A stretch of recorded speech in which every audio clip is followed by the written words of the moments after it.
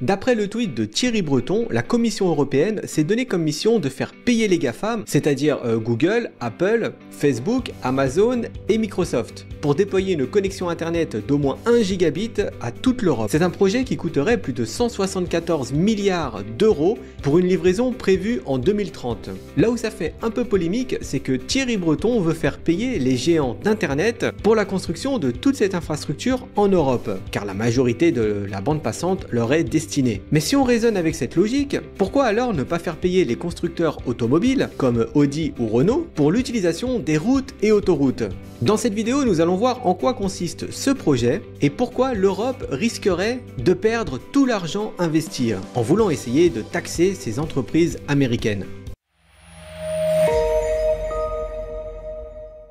Le plan Gigabit 2030 qui a été présenté par Thierry Breton à la Commission européenne consiste à équiper tous les citoyens et entreprises de l'Union européenne d'une connectivité en gigabit et ce d'ici 2030.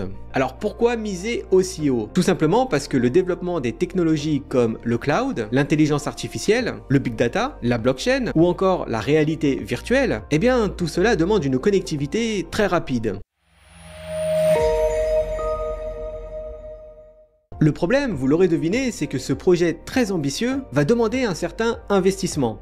Il faut savoir que dans l'enveloppe qui est consacrée à ce projet, 80% seront dédiés principalement au déploiement de l'infrastructure réseau. D'après la Commission, c'est un projet qui chiffre à plus de 174 milliards d'euros. Mais d'après les dirigeants d'une douzaine d'entreprises d'opérateurs télécoms du marché européen, ce projet demandera un investissement supplémentaire de 300 milliards d'euros. Au total, il est fort possible qu'une enveloppe de 500 milliards d'euros soit déposée sous la table. Alors comme il s'agit d'un investissement assez conséquent, la volonté de Thierry Breton, c'est de faire payer la bande passante utilisée à Amazon, Apple, Facebook, Google, Microsoft et Netflix. C'est-à-dire que des entreprises américaines. Mais il y a tout de même un truc qui m'échappe. Et pourquoi ne pas vouloir faire payer tant qu'on y est le réseau social TokTok qui vient de Chine? Car après tout, c'est plus de 2 milliards d'utilisateurs par mois. La croissance est d'autant plus phénoménale qu'inquiétante. Je l'appelle TokTok parce que de mon point de vue, c'est un réseau social qui peut amener les plus jeunes à développer des TOC, c'est-à-dire des troubles obsessionnels compulsifs.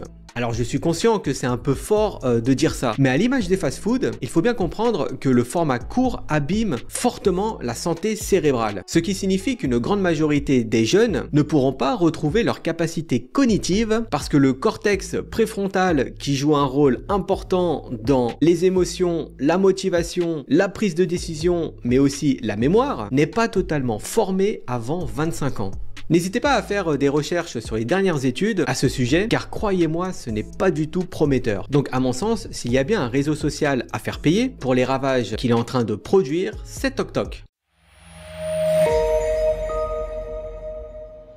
Bon, pour revenir à ce projet très ambitieux, et pour voir le tweet de Thierry Breton d'un côté moins négatif, il faut reconnaître que l'infrastructure des opérateurs télécoms coûte relativement cher, et qu'il est difficile à exporter vers le cloud, et voire même à migrer dans des paradis fiscaux comme l'Irlande ou le Luxembourg. Du coup, on peut dire que le game n'est pas du tout équitable alors que les plus gourmands en bande passante sont YouTube et Netflix. Et oui, le streaming vidéo représente plus de 60% du trafic internet. Maintenant, sans parler de qui pourrait financer ce projet, il faut reconnaître que l'initiative de la Commission européenne présente de nombreux avantages. Tout d'abord, ça permettra d'améliorer la qualité de vie des citoyens européens en leur offrant un internet bien plus rapide et bien plus fiable, de quoi regarder plus de vidéos TokTok. Ensuite, cela permettra de stimuler l'innovation et la croissance économique en permettant aux entreprises de développer de nouveaux services et produits numériques, ce qui aura pour effet de renforcer la compétitivité de l'Europe dans l'économie mondiale. Et enfin, ce projet permettrait de réduire la pollution et les émissions de gaz à effet de serre en permettant aux gens de travailler de chez soi, de faire du shopping en ligne, mais aussi de se divertir sans se déplacer physiquement. Alors tout ça c'est bien beau, mais est-ce que pointer du doigt les géants de la technologie internet ne serait pas trop risqué?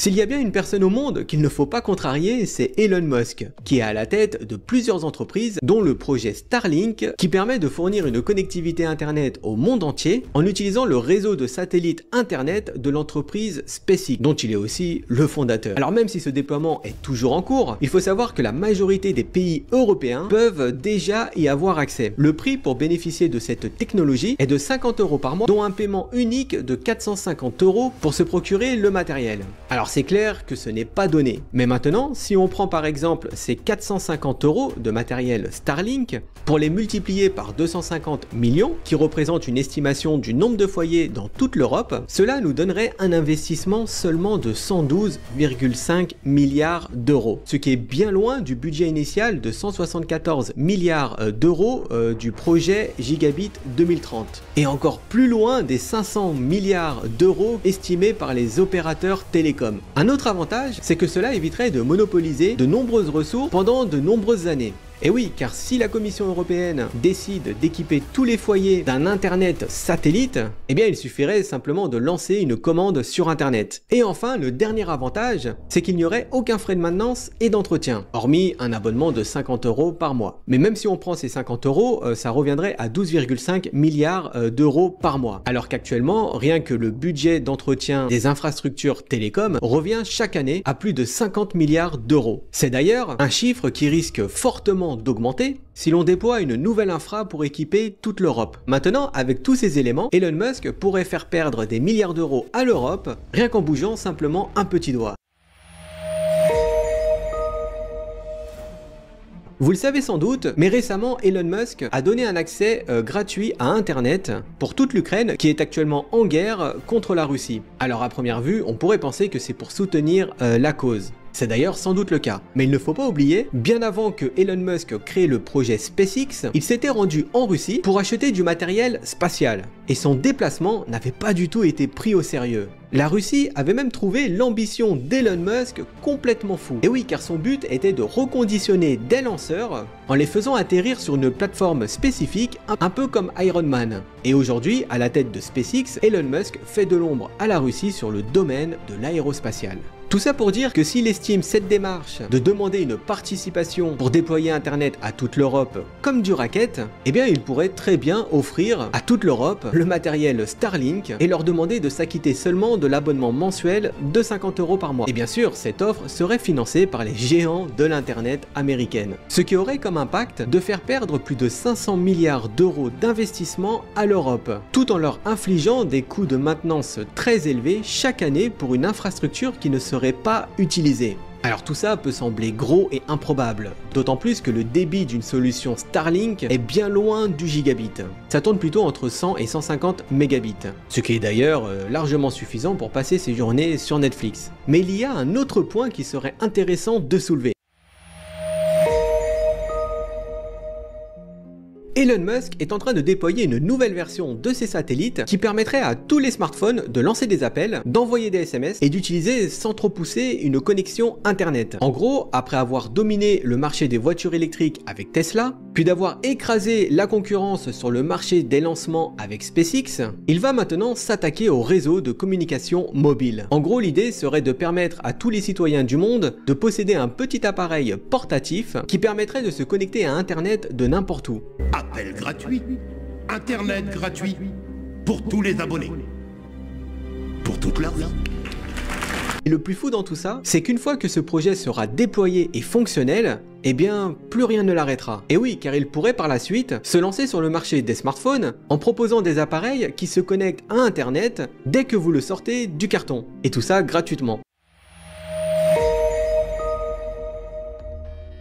Tout ça pour dire que le projet Gigabit 2030 part d'un bon sentiment. Ça, il n'y a aucun doute là-dessus. Mais sa mise en place va demander un financement très coûteux, alors qu'il existe des alternatives bien plus intéressantes et surtout plus évolutives qu'une infrastructure physique. Alors on sait que l'avenir de l'Europe dans le numérique est un enjeu très crucial. Alors j'espère bien qu'une réflexion approfondie ainsi qu'une collaboration amicale sur le long terme sera trouvée. En tout cas, c'est ce qui me paraît la solution la plus idéale plutôt que de pointer du doigt les géants de la technologie américaine. Et tout ça en faisant du buzz sur leur propre réseau social. Et vous, qu'est-ce que vous en pensez ? Comment je fais ? Yeah, sure. Yeah. So